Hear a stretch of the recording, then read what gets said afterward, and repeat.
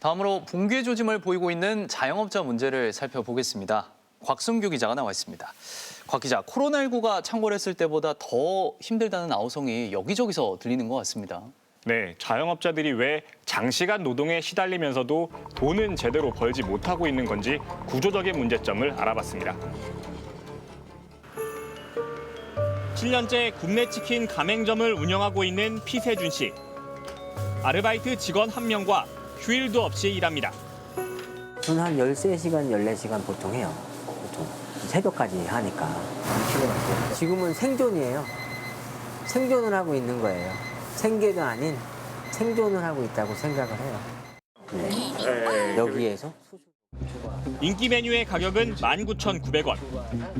배달의 민족 유료 회원은 할인을 받아 배달비 없이 18,900원에 주문할 수 있습니다. 그런데 이때 점주가 실제로 정산받는 돈은 13,132원입니다. 순식간에 6,700원, 30%가 넘게 빠져나갑니다.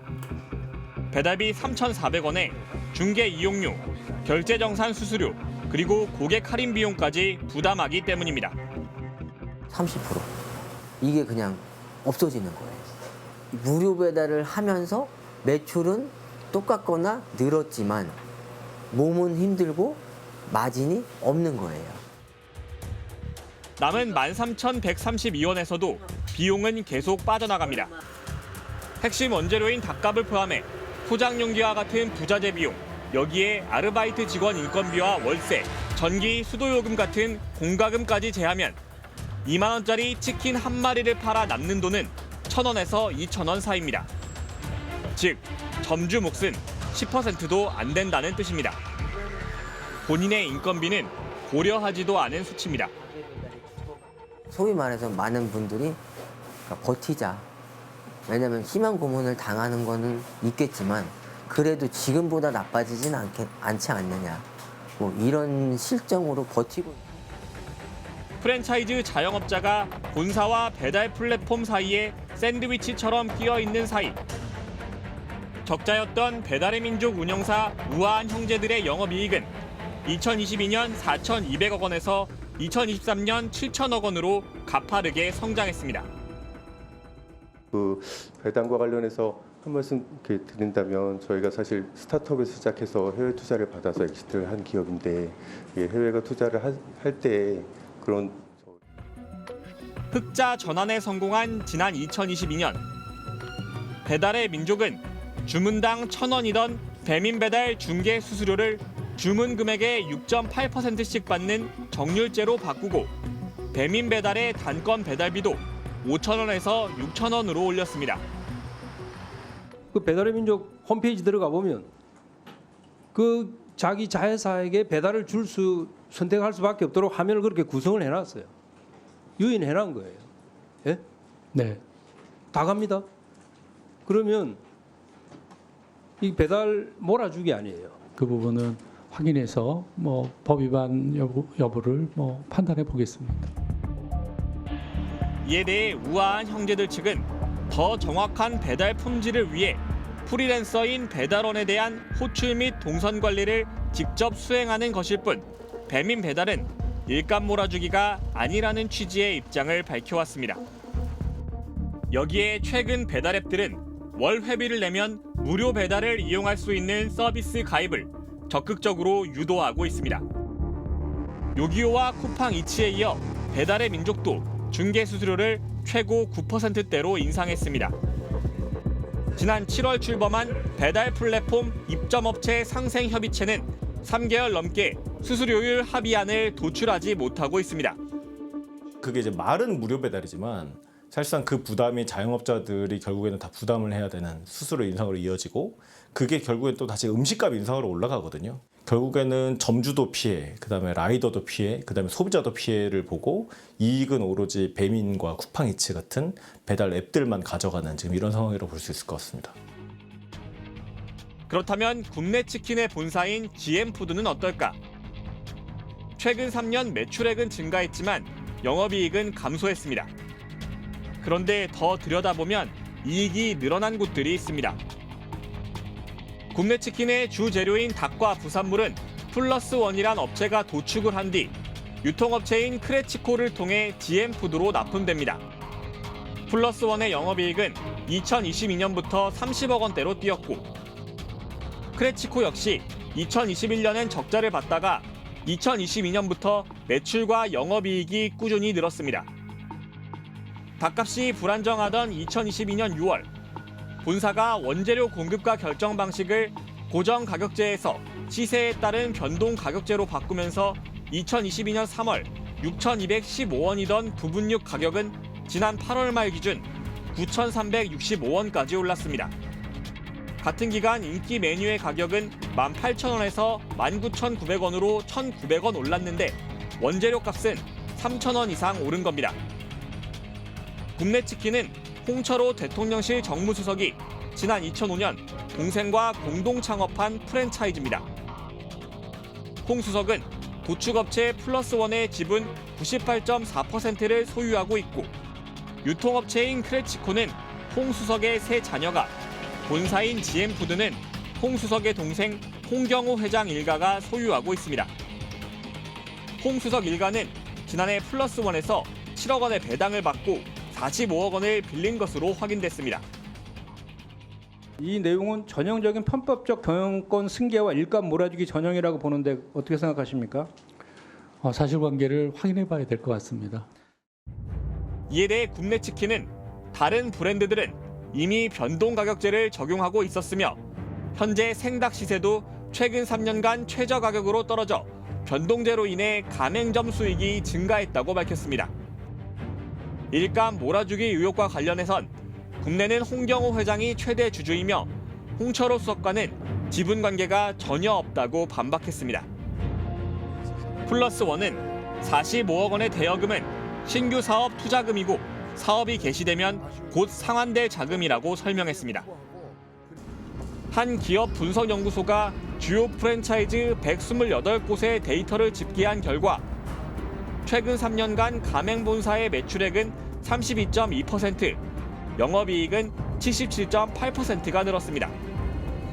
그러나 가맹점 평균 매출은 7.5% 늘어나는데 그쳤습니다. 제주는 곰이 부리고 이제 돈은 이제 뭐 다른 사람이 벌어간다 뭐 이런 그런 표현도 있잖아요. 가맹점들이 아무리 열심히 해서 돈을 벌어도 다양한 방법으로 그 잉여를 본사에서 가져가는 이런 계약들이 좀 만들어질 수가 있고 이런 것들은 이제 우리 법률과 제도로서 강하게 보호를 할 필요가 있거든요. 통계로도 자영업자의 심각한 상황이 드러나고 있습니다. 네, 전체 자영업자의 75% 정도는 한 달에 100만 원도 벌지 못하고 있고 소득이 0원이라고 신고한 자영업자도 95만 명에 달합니다. 더구나 영세 자영업자만 어려움을 겪고 있는 게 아니지 않습니까? 네, 시장의 무게중심이 온라인으로 옮겨가면서 상대적으로 큰 매장을 운영하던 자영업자들에게도 시련이 닥치고 있습니다. 지난달 21일 국정감사, 아디다스 코리아의 피터 곽 대표가 영어로 발언을 하자 Okay. Honorable Congressman, 여야를 가리지 않고 질타가 쏟아졌습니다. The future partners policy and 국감을 국정감사를 무력화하려는 시도는 의도가 아닌가라는 의원들이 화내는 이유, 작년엔 협의하에 유창한 한국어로 답했기 때문입니다. 본사에서 생각하기에는 좀 시급한 문제이고 이런 거를 최대한 우리가 당연히 점장들을 배려를 하면서 이런 구조 조정이 좀 필요하다. 캐나다 국적을 가지고 있는 곽 대표는 소통을 더 잘 해보려던 것이라고 해명했습니다. 제가 한국말을 못하는 얘기는 절대로 안 했습니다. 이 자리에서 제가 설명하는 게 좀 부족할 것 같아서 많은 걱정이 있었고 아디다스 코리아는 왜 2년 연속 국정감사의 대상이 된 걸까? 2년 전 인기 K-팝 그룹 블랙핑크의 멤버 제니가 신어 화제가 된 아디다스의 신발입니다. 정가 10만 원짜리 신발이 중고시장에서 60만 원대에 거래가 될 정도로 인기를 끌었습니다. 그런데 이 신발이 지난해 국정감사에 등장했습니다. 이게 아디다스에서 팔고 있는 삼바라는 제품입니다. 인기 상품입니다. 이러한 인기 상품들은 현재 가맹점 자체에는 주지도 않고 본사 직영점 및 온라인몰에만 팔고 있습니다. 발단은 지난 2022년 1월 아디다스 코리아가 오프라인 매장 구조조정에 착수하면서부터였습니다.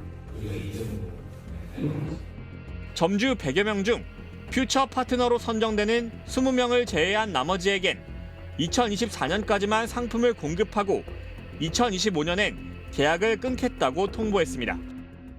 설마 이렇게 하겠나, 이런 정책을 해도 설마 이런 생각이 먼저 들었지. 이게 뭐 진행이 될 것이다, 이렇게까지 될 것이라고는 생각을 못했습니다.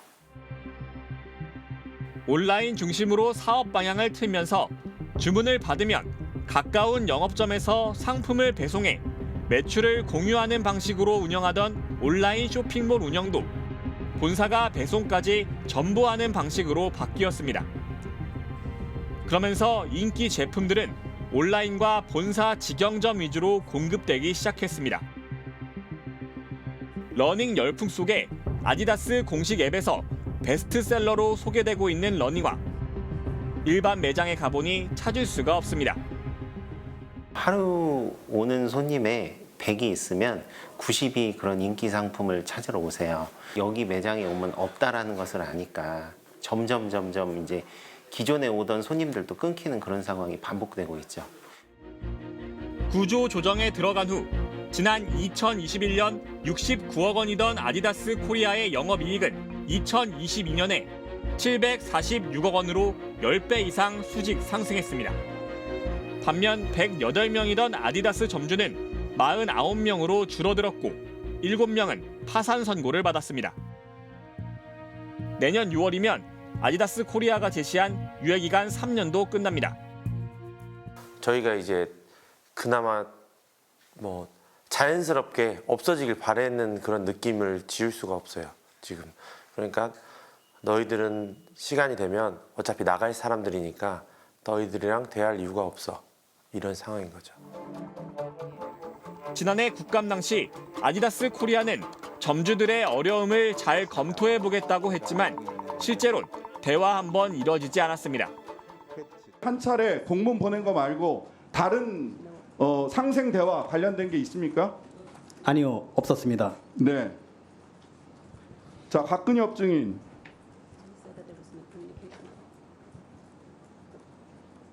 왜 아무것도 안 하셨어요, 지난 1년간? How come you haven't done anything during the past 1 year? Nothing's. I think, Honorable Congressman, that's not quite the full story. 점주들은 아디다스 코리아가 일방적 계약 해지 등을 금지한 가맹사업법을 위반했다며 공정위에 신고했습니다. 공정위는 본사의 대리점에 대한 상당한 수준의 통제가 없어 가맹관계로 보기 어렵다며 신고 내용을 심사조차 하지 않았습니다. 그렇지만 아디다스 코리아의 전직 영업직원은 스트레이트에 본사가 매장 위치 선정이나 인테리어 등에도 관여해왔다고 털어놨습니다. 매장을 좀 확장해서 다른 브랜드가 좀 크게 가졌으면 좋겠다. 또 전국적으로 좀 그렇게 또 진행을 하고 있었고 그런 상황에서 저희들이 계속 푸시를 한 거죠. 국회에서 논란이 되자 공정위는 뒤늦게 관련법 위반 여부가 있는지 살펴보겠다고 했습니다. 의원님 말씀하신 요 사안 관련해서는 이번에 서울 사무소에서 본부로 이제 이관을 했습니다. 예. 그래서 지금 아디다스 코리아는 점주들과 가맹 계약이 아닌 대리점 계약을 맺었고 브랜드 가치를 높이기 위한 방법을 도모한 것이지 강요나 통제는 없었다는 입장을 밝혔습니다. 또 인기 상품은 한국에 들어오는 물량 자체가 적어 점주들에게 공급하는 데 어려움이 있었다고 해명했습니다. 내수 침체와 고금리, 독과점적 지위를 가진 플랫폼 업체들의 등장. 여기에 온라인 중심의 소비 패턴 변화까지. 지난해 폐업을 신고한 개인 사업자는 90만 명이 넘는 걸로 집계됐습니다. 올해 1분기 자영업자의 사업자 대출 연체액은 10조 8천억 원에 달합니다. 모두 역대 최대입니다. 그 가게에서 일하고 있는 노동자들도 있고 그다음에 그 가게가 유지되기 위해서 또 거기다 물건을 납품하는 납품업체들도 있거든요. 대리점이라든지 또는 그 뭐 운송하시는 분들 이런 분들의 일자리도 있고 그러면 가게 하나가 망한다는 건 사실 그 가게 하나가 망하는 게 아니고 그 지역의 경제가 통째로 무너진다는 얘기가 되기 때문에